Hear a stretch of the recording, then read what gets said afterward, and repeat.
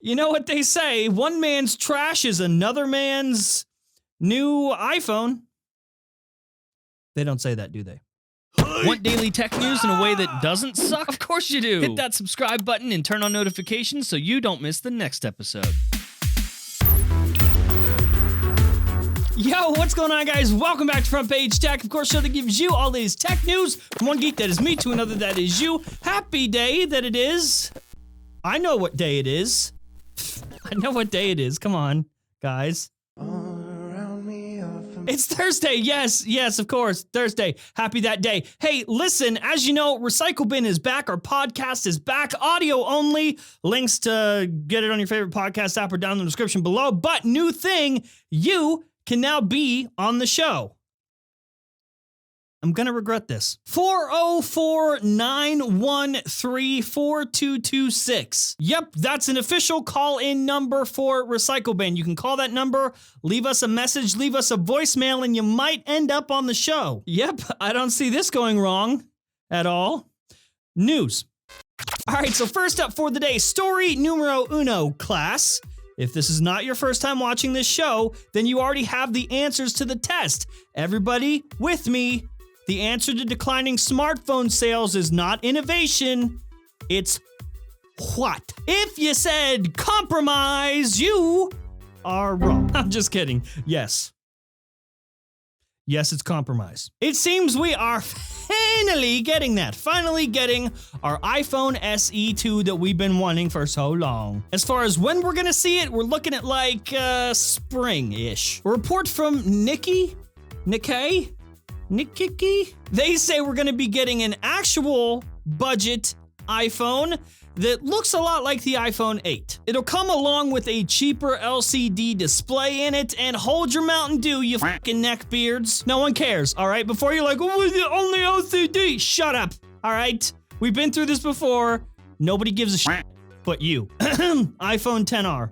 Thank you very much. We can expect to see this new iPhone in 2020, again, spring-ish. It'll come with an A13 in it, and honestly, it's going to do pretty goddamn well, especially if they hit this price point. According to the report, we're looking at an iPhone that could cost $399.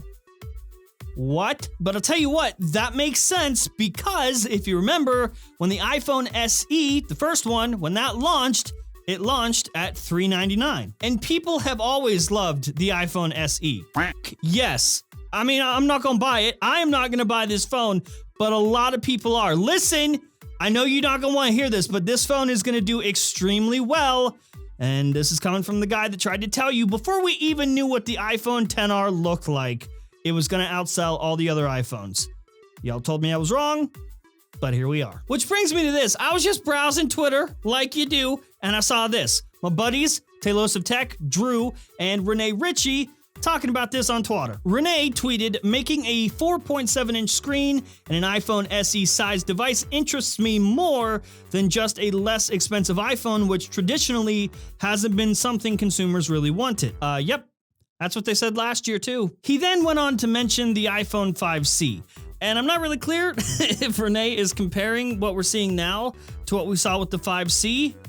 Actually, I'm not really clear with what he's saying at all. To be honest, I can't really tell whether or not Renee is for this new $399 iPhone or against it. Renee, clarify your thoughts if you can for us down in the comment section below. Either way, if any of you are going to compare this upcoming device to the iPhone 5C, which is what everyone did last year with the iPhone XR, or say the market doesn't want cheaper iPhones, we just don't want cheaper iPhones, historically cheaper iPhones, blah, blah, blah, blah, blah. If that's the story we're sticking to, Renee, please, you are the chosen one, not you. Not you too. Number one, same thing I said last year when everyone compared the iPhone XR to the 5C. Was like, no one's gonna want that. Nah, the iPhone 5C was a plastic piece of shit, and ain't nobody want a plastic piece of shit unless you're buying the Galaxy Fold, heyo! But number two, the landscape now is totally different. For example, so the iPhone 5C came out alongside the iPhone 5S. At that time, in 2013, an unlocked iPhone 5S would cost you $649. That's for 16 gigabytes. So base model, $649. An unlocked base model iPhone 5C cost $549 for plastic. Also, during that time in 2013, it was way more popular for people to be on contracts with their mobile carrier. So if you wanted the iPhone 5S with a 2-year contract, it would only cost you $199. On contract, an iPhone 5C would cost you $99. So if you got a choice between a plastic piece of shit and then the actual real phone that year, and the difference is only $100, which one do you think they're gonna pick? The landscape now is different. Phones are way more expensive, and people are less and less relying on their 2-year contracts. So listen, I think Apple's compromising at the right time here. Now there's a big difference between a $1,000 iPhone and then, wait a minute, I can get an iPhone for $399? Personally, I think this is gonna be really great for Apple at a really great time for them. Number one, no, I don't think people that have a newer iPhone are gonna be like, sure, I'll buy the $399 one. This one is going to be that phone that convinces the person that still has their iPhone 6 or 6S to finally upgrade. It'll be that phone, that mid-range device that everyone has been needing Apple to give, that will cut into like Huawei's mid-range sales, Samsung mid-range sales, whoever else does the poor people phones. Everybody stay calm. What's the procedure, everyone? What's the procedure? Stay calm!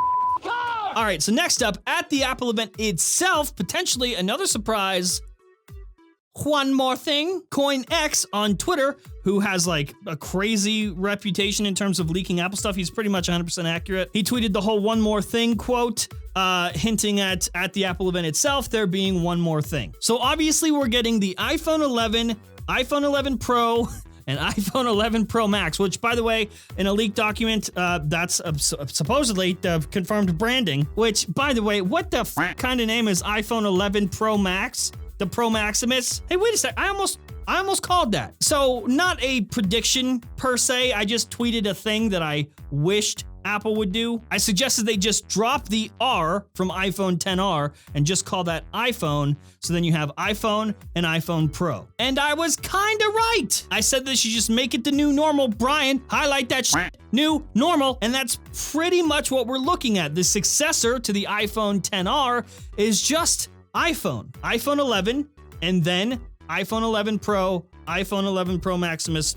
But if they announce all the stuff that we know we're getting at the event itself, and then at the end, Tim Cook says, but wait, there's one more thing, what could it be? Let's have our fingers crossed that it's like the AR glasses or something cool. But if it's this, if it's just the Apple tags thing, the Apple, like their competitor to Tile, if it's just that, oh, I swear to Christ, I will absolutely lose it. I will laugh my dick off if they save the whole show, they save it at the end, one more thing, and it's just the tags. I will lose my goddamn mind.